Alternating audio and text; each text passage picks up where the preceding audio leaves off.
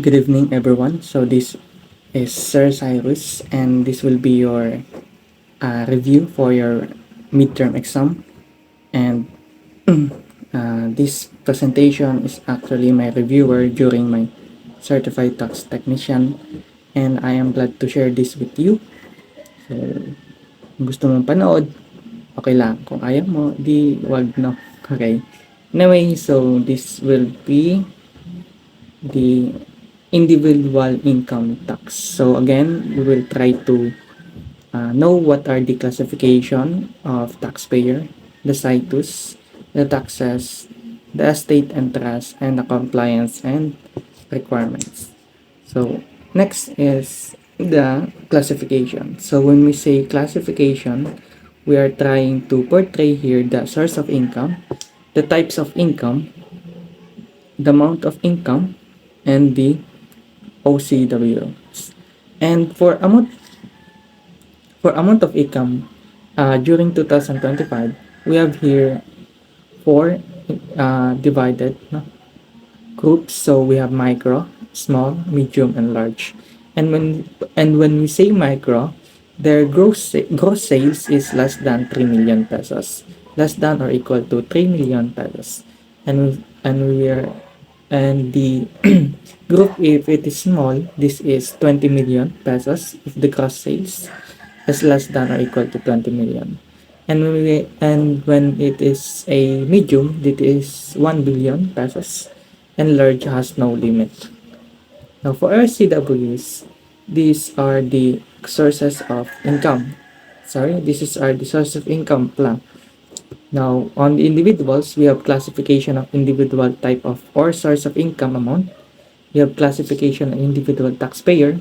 If silent, this is resident citizen. So kung silent ang problem, we will assume that it is a resident citizen. And the classification of an individual taxpayer are the following. We have resident citizen, non-resident citizen, resident alien, non-resident alien, and non-resident alien not engaged in trade or business. So everything here is taxable. And if it is the income is within the Philippines, but it is on abroad, if the income is on the abroad, only the resident citizen are taxable. Kasi nga when we are saying that is a resident citizen, that is taxable within and without. And for not taxable, those are not non-resident citizen, resident alien, non-resident alien not engaged in trade or business or engaged in trade or business. And the only difference here is the NRA NATB is 25% final withholding tax or the gross income. Now for the criteria, for we have here the definition, presence and requirement, days of stays, application, and tax treatment. We have number 1, the resident. Now for the resident, for the definition here is that it works abroad and earns income there. And for non-resident alien not engaged, a non-resident alien engaged in trade or business, these are non-resident alien coming to the Philippines. And for the presence, it should be abroad most of the taxable year. So meanwhile, on non-resident alien engaged in trade or business, these are their aggregate stay in the Philippines is more than 180 days per calendar year. And the days of stay is at least 183 days for resident. And for non-resident alien engaged trade or business, this should be more than 180 days in the Philippines to be the alien to be considered engaged in trade or business. Pag below 180 days, that is non-resident alien not engaged in trade or business. Now, what are the application here? The application here is this is based on employment abroad, and for the non-resident alien engaged in trade or business, this is based on the presence in the Philippines. Now, what are the tax treatment? For the tax treatment, again, for resident citizen, these are taxed on worldwide income. Meanwhile, on non-resident alien engaged in trade or business, these are taxed on PA source of income only. Now, next we have the individual classification of individual and type of source of income. So we are already finished this. And what are the guides? When we are saying if it is a resident alien, the alien should have an indefinite stay that is considered a resident alien. But if the alien also extended stay, that is also a resident alien. Now, if the alien plus the definite stay is promptly accomplished, that is non-resident alien, not engaged in trade or business. Kumbaga, madalian lang. Now, how about alien plus more than 180 days? So, pag more than 100, this should be less than, no? Less than 180 days, that is, okay, no, sorry. So, pag alien plus 100, more than 180 days, that is non-resident alien, engage in trade or business. Diba? Kanina binanggit ko na kapag sumobra sa 180 days, the alien is considered to be engaged in trade or business. Now, how about alien, a non-resident citizen, plus engaged in business? This is also considered a non-resident alien engaged in trade or business, even without looking for the days, more than 180 days, kasi nga, may business na siya. Now, what if the types of income? What are the types of income? Now, for types of income, we have purely compensation income earner and the self-employed individuals, and also we have mixed income earner. For the purely income earner, we should take note that the 13th month pay and other benefits are exempt up to 90,000 pesos. Okay, this is the topic for fringe benefits tax now and other benefit tax. The 13th month pay and other benefits are exempt up to 90,000 pesos. Anyway, for OFW or other, what is this? OFW to no, this OCWs, other contractor workers ada to. Citizen of the Philippines working abroad, no. Taxable only on income from within the Philippines, includes seamen and vessels engaged exclusively in international trades. So these are the following OCWs or the other OFWs no, working abroad. And for the situs of income, we have resident citizen, non-resident citizen, resident alien, non-resident alien, not engaged in trade or business, and non-resident alien, not engaged in trade or business. So, the following are taxable within, kapag yung income nila is within, and without naman, only the resident citizen. And everything else is not taxable. For gross estate taxpayer, we have for resident citizen, everything here is taxable within and without kasi nga yung estate is based on the location of the land, no. So these are taxable within and without for RC, NRC, RA, but on NRA only the taxable are the within, no. Now, what are the taxes? So, when we're saying taxes, we have global income or the one rate and the scheduler different income or the rate. So, global income, we have RIT. RIT is the general rule. The kinds of RIT we have, again, this is the tax table. And effective on January 1 to 2018 to December 31, 2020, these are the tax table. But since nag-update na siya, we are using now the January 1 to 2023 and onwards the tax table here, where it starts from 250, 400, 800, 2 million, and 8 million and above. So that is 15%, 20, 25, 30, and 35, and so on. You can post this video if you want to screenshot. Now, who can avail? Again, sinabi ko to sa during discussion, we have mixed income individuals, the self-employed. So, pag mixed income individuals, we have gross sales or receipts plus non-operating income, and they are not exempted from 250k exemptions. So, kanina lang applicable yung minus natin yung 250,000. This is for only purely compensation income earner and the SEP. Now, for self-employed, they are again cost sales or receipt plus non-operating income. These are in excess of 250,000. And who can't avail? So, mayroon tayo ditong mnemonics, protect, The partners of GPP, registration is not registered, subject to OPT under 116, and uh, enjoying exemption such as DMB for the micro business organization for purely compensation income earner, the threshold of 3 million. And subject to OPT under 116 kasi ito yung sino ba sila? Any person exempt from VAT under Section 109CC. Rate is 3% for gross quarterly sale and base is gross quarterly sale.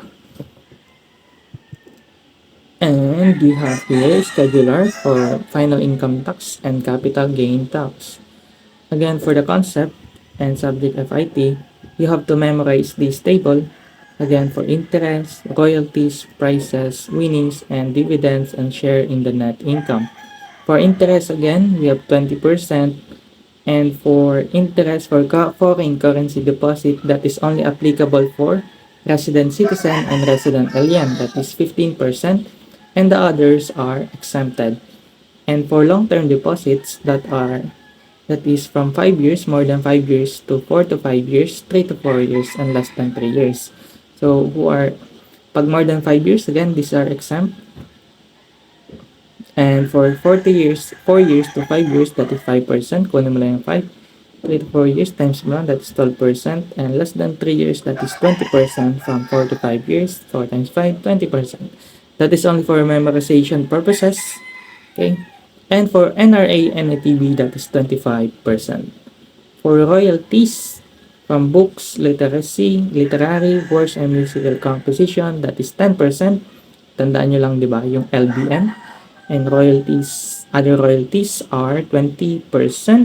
And as long as creative, no, that is from books, literary, and musical compositions, that is 10%. But other royalties, that is 20%.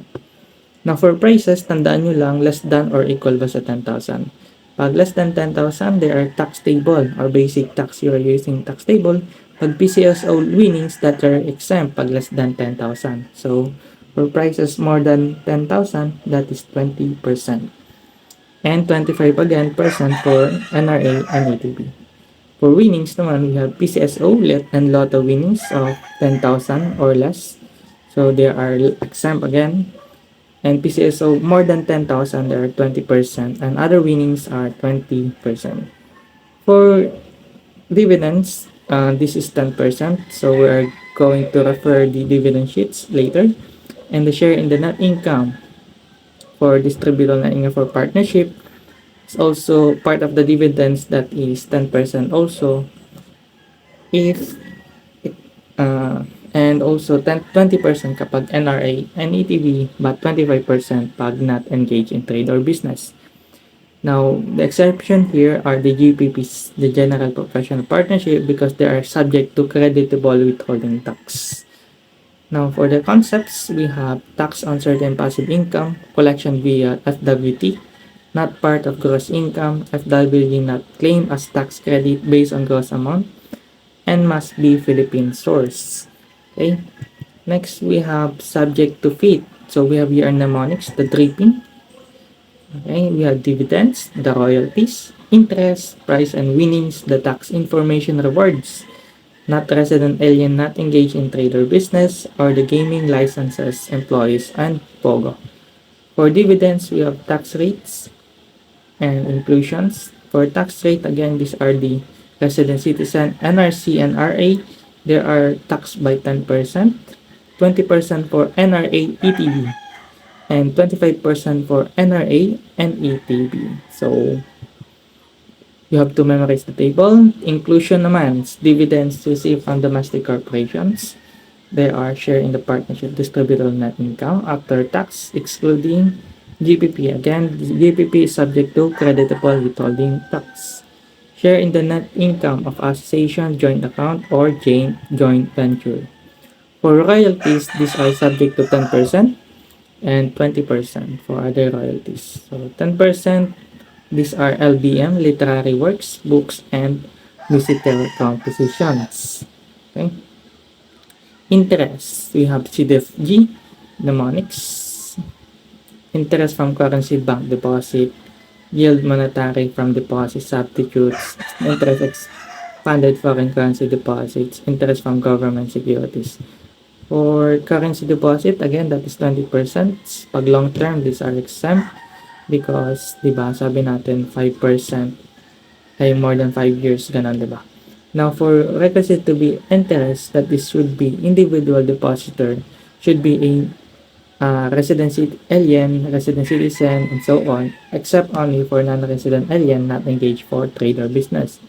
For under the name of the individual, and their domination is 10,000, and it's received or issued by the banks, executed in a form prescribed by BSP, 5 years of maturity, and not terminated before the 5th year. Now, for pre-termination of LTDs, if the holder pre-terminates the deposit before the 5th year, withholding tax apply based on the remaining maturity.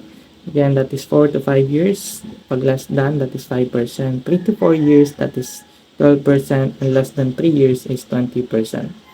And yield or any monetary benefit from deposit substitutes, we have deposit substitutes and the 19 lender rule, government securities and exempt. For deposit substitute, these are alternative funds from public or not deposits that instrument for lending or purchasing receivables. And 19 lender rules, public borrowing, 20 plus lenders, and less than 19 lenders, not public borrowing or deposit substitute. And interest from expanded foreign currency deposit system, they are the residents, that is also 15%. And for non-resident, they are exempt. And price and winnings, again, for prices, we have 20%, pag less than 10,000, that is subject to tax table or the regular income tax or the basic tax. And exempted prices are 2 clears. So what are these? The charitable, civic, literary, educational, artistic, religious, scientific achievements. Now for requisites selected without action to enter, we have no obligation to feature services and applies to athlete prices in local or international sports competition, which is sanctioned by national associations. And again, for winnings, we have 20%, less than or equal to 10,000, exempt if PCSO wins. Now for tax information rewards, ito na lesson, but is also 10% of the amount recovered. So the limit is 1 million per case. Information shall not refer to a case already pending or previously investigated by the BAR. And the cash rewards of informers subject to income tax are collected as final withholding tax at the rate of 10%. Now, for non-resident alien not engaged in trade or business, tandaan nyo lang, this is our 25%, and these are based on the gross income. So, the collection of final withholding tax is the FWT. Special aliens, so aliens employed by RAHQ and ROHQ, or the regional headquarters, aliens employed by OBUS, aliens employed by petroleum service subcontractor, preferential income tax rate no longer applies subject to regular income tax rate.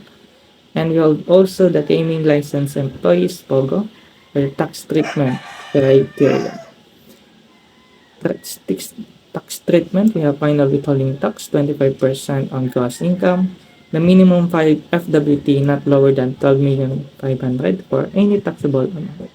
And criteria, we have residencies are irrelevant, employment in the Philippines, employer offshore gaming license or its services provider. Now for capital gain tax, we already finished this. Tax on certain capital gains described as final tax collected via FWT, paid directly by the seller versus the number 5, we have ordinary assets, and for capital asset and ordinary asset, pag Philippines, there is no VAT in CUT, and abroad, no VAT on RIT, but on ordinary asset, there is a VAT because these are ordinary asset. So, ordinary asset is also a ordinary income, so they are subject to VAT and RIT. But if this from abroad, there is no VAT, but this is also subject to RIT. Now, for ordinary assets, that is stock and trade of taxpayer, property that would be in inventory at the year end, property held primarily for the sale to customers, property used in trade or business subject to depreciation allowance, or real property used in taxpayer or trade or business. Now for categories, we have real property, unlisted shares. Now for real properties, alternative taxation, object, and departmental stamp tax guide on the sample problems. So hindi natin yan ilalasan na sample problems. And for real properties, we have include involuntary transfer, the eminent domain, and ownership transfer via sale, requisition, or conveyance. Objects are real property held as capital asset in the Philippines. Alternative taxation if the buyer is government, its intent is or GOCC, option for individual seller for 6% of CGT or graduated tax rates. And objects are 6% or the highest of fair market value or the selling price, zonal value, or the uh, appreciate value. Right. Now for exemption, the sale of principal resident exemption from CGT if uh, less than full ang utilization, unused portion, or GSP, times mo lang sa size capital gain tax. For full utilization that is exempt, more than full utilization is also exempt. And tax basis is used for portion, GSP times tax basis of all PR, tax basis of all uh, preferential rate times basis of all PR plus additional costs. Now for principal, the subject for transaction of the principal residence claimant is a resident alien or citizen. Submission of sworn declaration of intent of will exemption is only within 30 days, and principal residence of certified barangay captain. And the deposit of full CGT in escrow account, taxpayer fully utilizes proceeds from new principal residence should be within 18 months only, and exemption availed once every 10 years. And the list of pools of tax basis of new principal residents are provided as long as the CGT tax bases are here, fully utilized, partially utilized, and the CGT formula is computed by unutilized portion of GST, divided by GSP, gross selling price, times the full CGT. And the fully utilized are start construction site portion within 18 months, and the seller sale expenses comes part of the amount. Now for documentary stamp tax, these are the rate less than or equal to 1,000 pesos is per 15 pesos. So kada 1,000 pesos meron tayong stamp tax na 15 pesos. For each additional 1K in excess of 1K, that is again 15 pesos. Guide for PRC, that is POGI, the Philippines Real Property Capital Assets. And the principal as an assumption, ownership transfer, government sale, including involuntary. So these are the PRC, POGI. Now for unlisted shares, we have sale or exchange or disposition again. Object, unlisted shares of domestic corporation. The rate is net capital gains times 15%. And the mode of sale directly to the buyer are not enough through the local stock exchange. The seller, not a dealer in securities, the documentary stamp tax exempt from transfer securities, and we have also the guide here and the sample problem. For public vote or public listed company must maintain a minimum of 10% public vote. Effect of non-compliance of sale of shares subject to capital gain tax. And not a dealer in securities, we have who pays, household, rate, and the base. For stock transaction tax, that is again 6 out of 10 of 1% kapag not a dealer, pero through stock exchange, that is 6, 10, subject to gross selling price ang base. For CGT, not dealer in securities, but directly to buyer, that is 15%, not capital. Pero kapag naging dealer ka ng securities through local stock exchange, directly to buyer, that is 12%, and that is subject to further gross receipt, which is the selling price minus the cost. Now, for dealer and not dealer, if it is a domestic corporation and through stock exchange, that is vatable by 12% on RIT. But for the buyer, that is 12% RIT. And if it is a not dealer through local stock exchange and buyer, that is stock transaction tax of 6% of gross selling price. But for the buyer, that is no VAT and CGT.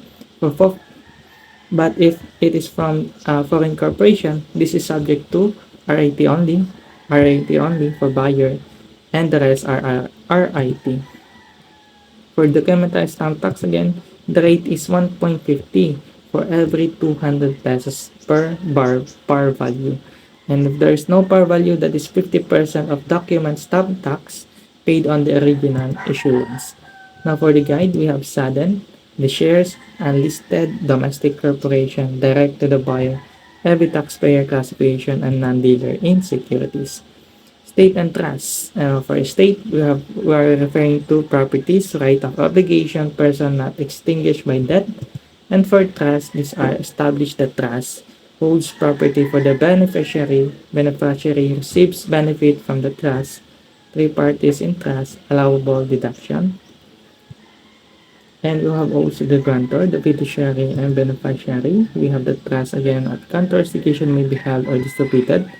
And the revocable trust. The beneficiary is the state under extrajudicial settlement, and the trusts are income distributed regularly.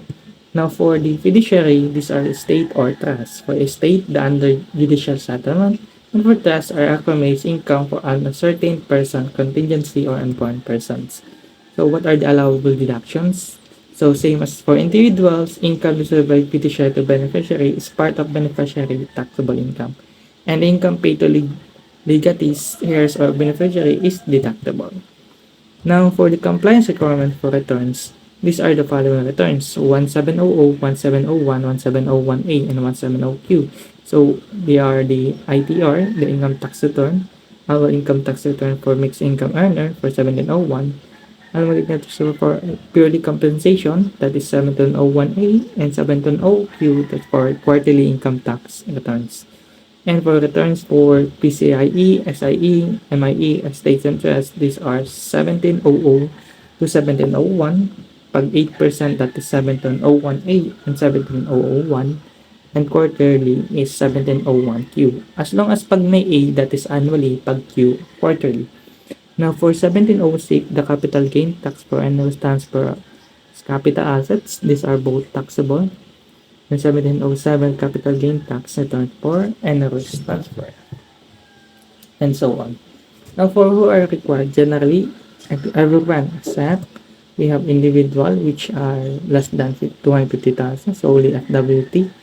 Individual minimum wage earners substitute filing of quarters. So, individual pure compensation income, we have only from one PH employer correctly withheld, no need to file, and has general, everyone is except individually taxable income less than 250,000, and solely final withholding tax individual. Minimum wage earners substitute filing qualifiers. For husband and wife, we have file joint return unless impractical, then can file separately. For BAR, consolidated return for verification.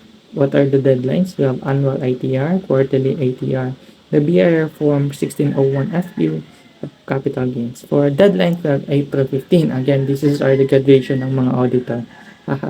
Anyway, for last day of the month of the following quarter, we have BIR form 11601FU, the final, di ba? Final quarter. And capital gain tax is only within 30 days from the date of sale. And quarterly ITR is when we have to know the month, which the May, August, and November. Okay? For deadlines of, these are the deadlines ng okay, CGT. Now, the final page, we have agent bank, RDO, collection, agent, treasurer, for individual without legal insurance, we have Office of the Commissioner or the RDO. Okay, that's it. So, fast track lang to kasi review lang to ninyo. So, who wants to take the CPT, you can take that. And good luck. Thank you.